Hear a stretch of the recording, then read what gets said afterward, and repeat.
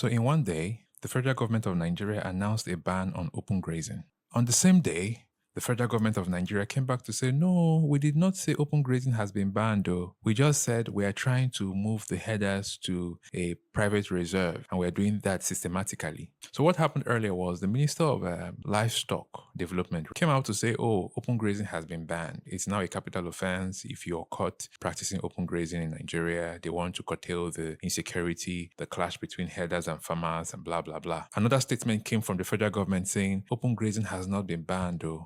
We are trying to systematically move the herders to gazetted reserves where they can actually manage their cattle without having them roaming around the streets and farms and causing problems. So what does that tell you? It still looks like the government of Nigeria still lacks balls to do the right thing. And let me share one thing with you. With the development that is happening right now, it's obvious now that you cannot effectively ban open grazing in Nigeria with just a policy document or an executive order, because another commander-in-chief might just come into power and decide to scrap that executive order. For you to effectively ban open grazing in Nigeria, like make it a national ban, not like the states are banning in their own way. For you to make it a national ban and make it stick, you have to make it to become a law.